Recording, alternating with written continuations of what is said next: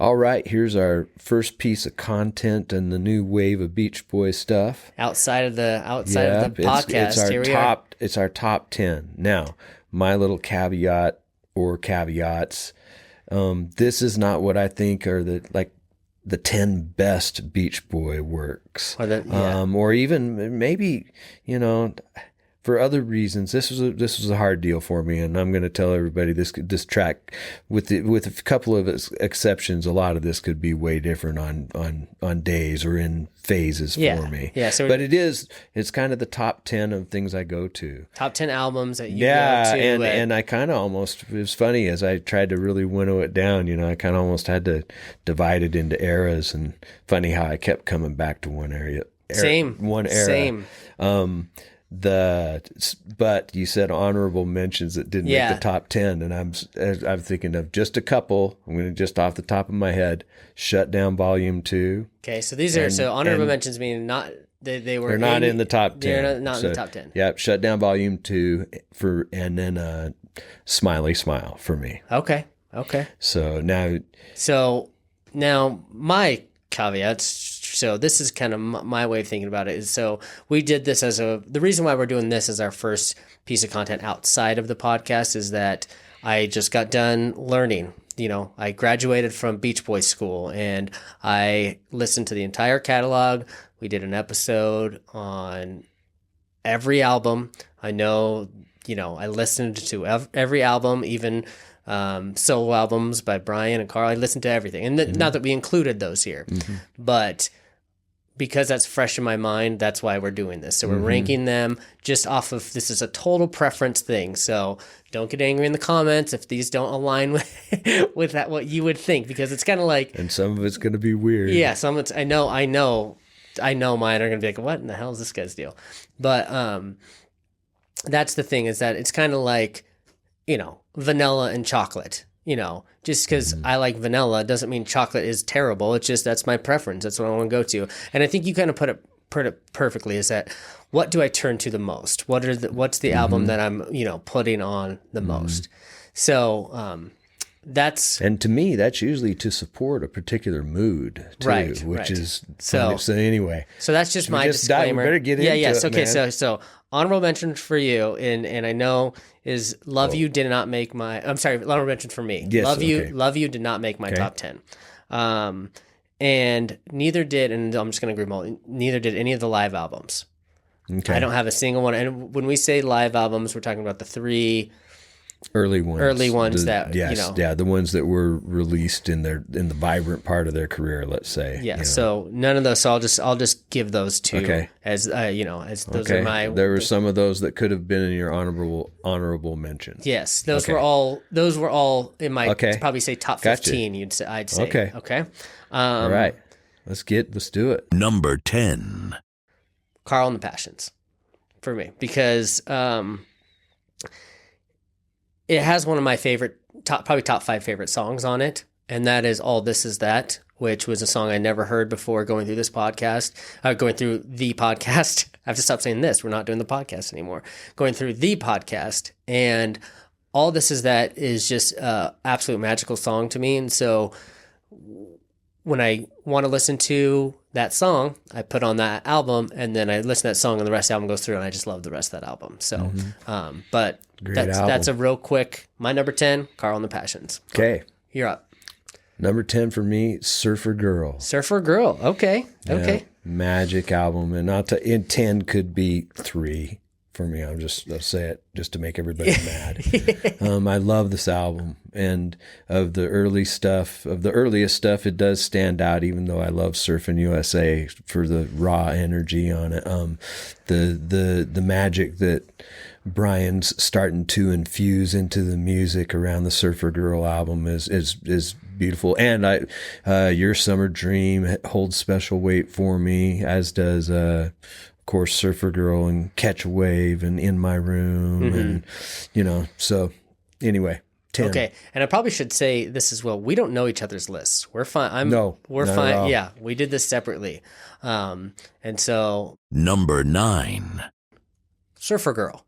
Oh wow. Yeah, Surfer Girl, my number 9. I'm just gonna foreshadowing, spoiler, the only early album that made my top 10, Surfer Girl. And it's kind of like a greatest hits of their early stuff. I mean, you have like Surfer Girl, Little Do Scoop, In My Room, Catch a Wave for me. I love Catch a Wave. And so that's my that's the only one that you're going to see in my top 10 from the early stuff. So number 9 for me, Surfer Girl. Okay. Number 9 for me is Love You. Love You. Okay. And just because of the quality of the compositions, I wasn't able to really appreciate it until I was a little bit older. And just because the synths everything's so dense on there, separating out the chords is a tough thing to do, but it's a really neat album. And of the later stuff, I mean, it certainly stands out, but a lot of days this again could be number 3 and not number 9. Yeah. But it's just, it's great album. Yeah. Number 9. What's your number 8? Number 8. Number 8, and so this is maybe when I'm going to probably start to get some haters. This is where Pet Sounds falls for me, is number 8. And the reason for that, I mean, obviously as Wouldn't It Be Nice, which I've said a number of times, is one of my favorite songs of all time. And but the thing about Pet Sounds is that I don't turn to play it that often. Everybody knows Pet Sounds is great. I know Pet Sounds is great. Every time I do listen to it, I'm like, oh my gosh, this is an amazing album. So I have to it has to be in my top 10, obviously. But as far as like what I turn to and play often, I don't turn to Pet Sounds in the Beach Boys album catalog that often. Okay. So that's Pet Sounds is my number 8. Okay. My number 8 is Summer Days and Summer Nights. Okay. Okay. It actually swapped. It's lower than it was this morning. Just I don't know. It's weird to try to think about tough. this stuff. It's apples and oranges for me. I love them all. Yeah, Summer Days holds special weight for me because the introduction to California Girls is what I call the musical Big Bang moment of my life, and at literally 3 years old, having that explosion go off in my head and that wondrous music. But there's other Let 'Em Run Wild and Salt Lake City for me, The Girl from New York City, and it was one of those childhood albums for me. One of my mom's 3, Little Deuce Coupe. That should have been an honorable mention too. The 64 concert and Summer Days were the 3 albums I had early on, but Summer Days here is number 8 for me. Number 7. Summer Days for me. Wow. Oh, it's hilarious. And you said when you meant early period, you were talking up to 64. Yes. Yeah. I wondered about that. Yeah, When sorry. No, that's all right. So, you can see why now I love 65 so much too. Where the music really shifted into and you know why my Sounds, brain did that is because of how you have it laid out. That's That's why I said I'm thinking of this wall that's literally behind me right now of the the early stuff, and then the Summer Days falls over behind you. It's just there's only one song I don't like on the album, and it is I know I have found more appreciation for it, but Salt Lake City, that was the only song I wasn't too fond of. I literally like every other song on the album. When we first went over it, it was I kept listening to it and kept playing it. So number 7 for me, Summer Days. Number 7 for me, Sunflower. Ooh, okay. Yeah. So I love Sunflower, and this is the first of a few spoilers for me. Or surprises, let's say. I love Sunflower, and at a time in my life when I was in college, when I first discovered it, and for a long time after that, it would have been top of the heap for sure. At least tied with Pet Sounds is what I was listening to the most and digesting the most. But I think what happens is a certain amount of fatigue sets in with those things after you hear them so much, and but I still get that feeling. I still can go to Sunflower for that feeling, and so that makes total sense. This could be number 1. It's what did we say this number is? 7 for me? Yeah, 7 for me. 7. Number 7. So that's 7. And everybody, I love Sunflower. So number 7. Number 6. Friends. Okay. So Friends is been a kind of a revelation for me And I talk about this on the Friends episode, but I had no idea that this existed. This is kind of like how the world treated Pet Sounds, like how I treat Friends. Like, you know, like, oh my God, I had no idea that this existed. And for me, when I want to feel like musically smart, like I listen to Friends, because it's just like there is so much going on there that we covered. And, you know, some of the times when we had gone through albums, doing the analysis during the podcast, I wouldn't listen. Like I'd listen to them for the episode and then that was it. That was it. Friends is like, I keep finding myself wanting to put Friends on, and I have put it on. Really good one, kind of like how you had said, to kind of put on as like a soothing, almost like one that you don't need. It's almost like the lyrics kind of go away. I don't know. It's a magical album. Mantra like, meditation like. I mean, it makes sense for yeah. Okay. So 6 for me is Friends. Okay, 6 for me is Pet Sounds. Oh, okay. And so then, I mean, I love Pet Sounds, and Pet Sounds are probably the highest work. And I've been into it for so long, and I do have to be in a special mood to go to Pet Sounds. Today, it's dreary outside, and can kind of spend some time inside and maybe here in the Beach Boys room getting some things done. But this would be, you know, no, I can't listen to Pet Sounds and do anything else, because the music is so, even though I've heard it so much, I can't just let it go as background music. But I have to, the Pet Sounds thing is, unfortunately, it's that melancholy, somber mood type of deal for me, which I like to be supported in that sometime. But these days, thank goodness, that's not the general frame of thought. You know what I mean? So anyway, and again, guys, Pet Sounds is number 1. We all know it is. We all know it. Yeah. You know, but for me, this is what I go to. It's about in this spot. So that's number 6 for me. Number 5. Holland. Wow. Okay. Holland is one. It's an album that I don't love every song, but the songs that I do love, I love. Like, they are so good. Sail on Sailor, The Traitor, Funky Pretty, like those songs that I love. What am I missing here? Only With You. I love those songs. Holland was another one of my honorable mentions. Yeah, dang it, I spoiled. Yeah. And so for me, those songs, they carry so much weight and power for me that I can put those songs on. And even though the other songs, it's not that I don't like them, they're just not as good. It's just like, I look forward to hearing those songs as I'm going through the album. That's great. It's a great mid-70s album too, man. So, it just gets that, it's got the quality of, there's something that just speaks, you know, more than Sunflower and Surf's Up did too, but by the time Holland came around, they were in the meat of it, you know. Yeah. And Carl and the Passions. I mean, you know, both. Anyway, good choice. Number 5 is Holland for me. Okay, number 5 for me is Friends. Friends is, like I said, I can go to it a lot first thing at the beginning of the day, and just seems to always be something nice to go to. And I got that idea from Brian, where he writes in the liners for the Twofers that he says it seems to fit the way I live better. And he can listen. It's one of his favorites, along with Love You. And he can listen to Friends and not get into a particular mood. You know, it's just like, it's easy listening. It's wonderful music, but it's easy listening. It's got a calming thing to it.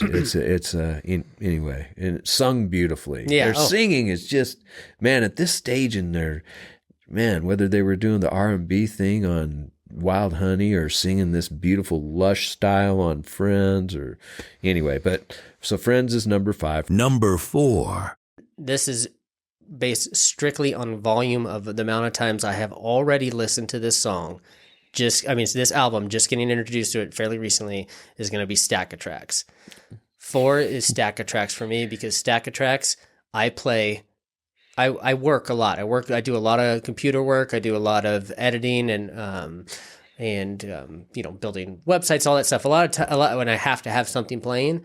And since I've been shown Stack of Tracks, it's usually what I start first with when I sit down to play or to work. Stack of Tracks goes on. So it is my go-to background music. It's part of my Spotify playlist for work. It's Stack of Tracks is number 4 for me. Understood. All right. Number 4 for you, sir. 4 for me is Wild Honey. Okay. I just love it. And Yeah, it could be top of the heap. We just some of these we've covered so much in recent episodes. It seems like I'm just regurgitating, but I mean, just there's not much that I don't love about Wild Honey. Yeah, you know? It's and it again it supports that really what a happy album.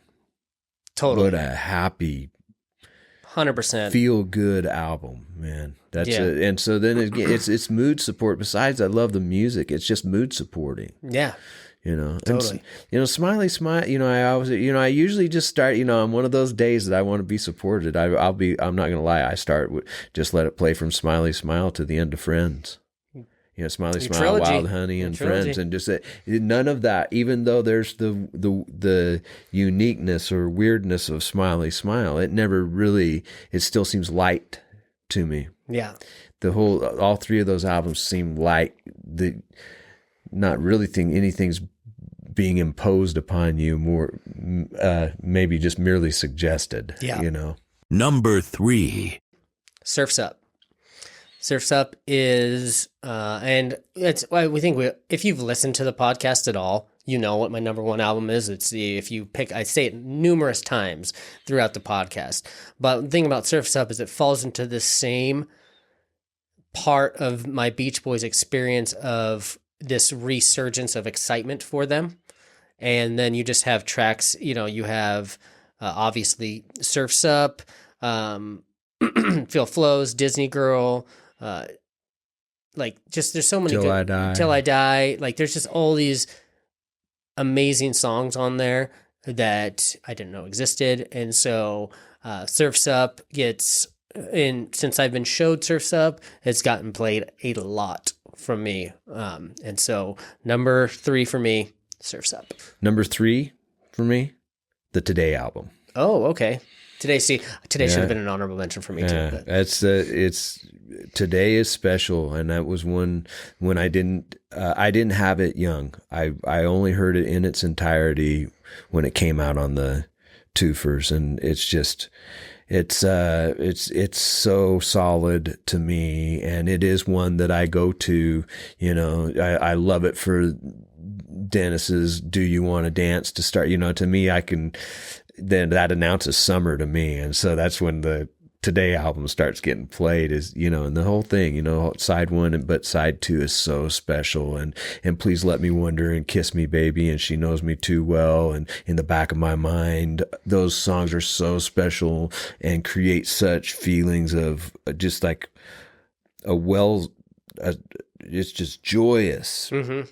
Yeah, a wellspring of emotion like that. It's not sad. It's just something that's just so powerful that Today's number 3. Number 3. Number 2. This is where Wild Honey falls for me. Wild Honey has my favorite song in the Beach Boys catalog, and that is Darlin'. And therefore, I didn't know Darlin' was part of a Beach Boys Do R&B, which is such a great blend. And like you said, the mood, the happiness. Oh gosh, Aren't You Glad was an instant top. Yeah. And then you had the favorites Let the Wind Blow, which is a slow song, which is not usually my bag. I loved. So Wild Honey for me, number 2. And even though that was a recent one that we've done, that just escalated to the top of the list for me very quickly. Number 2 for me is In Concert. Oh. 72, 73 tours that's taken from. This is by far my favorite version of the Beach Boys band.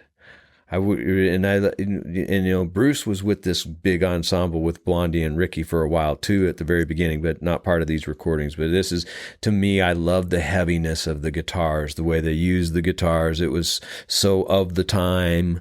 And then of course, Ed Carter anchoring that whole thing with his bass playing. But this is the thing that I identified it about 20 or 30 years ago, when I was getting ready to go out at night, whether it was going to play my own gig or going downtown or anything like that. I mean, I called this going out music. I mean, this started playing early on a Friday evening. Totally. You know, when having a couple of beers and getting ready to go, whatever, just kind of the whole, but it's also the versions, the version of Wouldn't It Be Nice, is so slamming, and one of my favorite. The studio version are so different, and I love the studio version so much. But this live version is special to me. It's Surfer Girl, of course, the stuff on the California Girls and Sail On Sailor to open it, and it's a great mix of two. Let the Wind Blows on there, Marcella, it's Darlin', and that you still believe. Well, here we go. This is it. This is truly my number 2 album, or my second most played thing. So that's why I love the way Carl produced it. And as our good friend Charlie Castro, a shout out to Charlie, he mentions how great this is and how little they did to actually sweeten it compared to other live albums. He calls it's the greatest live album ever done, and it certainly is never recognized. I never hear it recognized as one of the great live albums from the 70s, but he's right. It's the best one. I mean, it is so good. Yeah. Anyway. I love that cover too. That one. It's a mean cover. Number 1. Okay. So for my number 1, like I said, if you have been watching at all, any of our content, I have said a number of times, my number 1 is Sunflower. And the reason for Sunflower, not only do I love the entire album, has All I Want to Do, which is a song that could be released today, I think, and be popular. Mm-hmm. But as a casual fan and someone that was mainly familiar with the early Surfer tunes, and about Pet Sounds, so like obviously I know about Pet Sounds, of course, Pet Sounds, but from someone who doesn't know the Beach Boys catalog, like I didn't before we started, is that Pet Sounds almost feels, because if you don't know, it almost feels like a lightning in a bottle sort of event for the Beach Boys. Mm-hmm. Like you don't have the context to know all this other music that surrounds it. That should have been the same lightning bolts, and so just didn't resonate. And so, yeah, exactly. And so for me, Sunflower was like a lightning bolt for me. Like, oh my gosh, this exists. And then, Surf's Up, Carl and the Passions, Holland, this whole era exists. Even like that to me was so eye-opening. And for Sunflower to be the catalyst to that, to kind of reinvigorate my love for the Beach Boys to part of their catalog I didn't even know existed, even up to the point where the Beach Boys album, their 80s album, the 85, that one even was like, oh, Beach Boys can do 80s awesome as well. Like I didn't even know that existed. So Sunflower, I love the album, it's the music itself, but I love what it did to me for my Beach Boys experience. Yeah, so I did too. That was one of the great moments for me with you too, is seeing that shift that happened after that, is that like you finally got it. Yeah. Yeah. It was, so, and you can see it in the podcast, this shift from season 1 to season 2. Yeah. My enthusiasm is completely different. Yeah. So. And I kind of knew that's the way it would roll. And hearing you talk about these, I have to go back to my honorable mentions. Have to include Carl and the Passions and Holland and Surf's Up. I to be honest with you, everybody, 1 through 15 is probably just really. It doesn't even make sense. They're all so different. And I think about just sitting here thinking that Carl and the Passions and Surf's Up didn't make my list, because I was trying to make myself make some quick decisions, but I'm still happy with what I came up with. And so my number 1 is Stack of Tracks. Oh. And I'll Totally. bet you no one was expecting that from either one of us. I mean, I know you like Psycho Tracks. No, but... that's that, and then that grew out of playing Friends and letting it. And then on my playlist, I have all the original albums in order. It would just normally start playing Stack of Tracks, and many years ago, I realized, like, oh, I really like. I can listen to that without getting too distracted. I can do a few things, and so I can have that on. But then I get so much just from the tracks of Brian's music, because all of the elements to me, the main melody might not be there, but so much else relative to the vocals is there. Yeah. And I get to hear him paint. I get to hear him, especially from a musician's point of view, and the types of chords being used and how he uses little pieces of them to do intricate moves. I mean, it's just like you've got the vocals are taken away, so I can really pay attention to this underlying painting.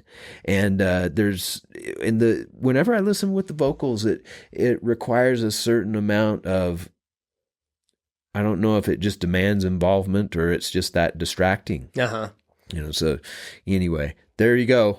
So that's our top 10. If you're wondering who these two yahoos are who are giving you your top 10, make sure you check out the podcast. We did a whole podcast where Matthew is a Beach Boys. If you're new, Matthew knows all about the Beach Boys. He taught me over a period of 3 seasons, 49 something, 50 episodes.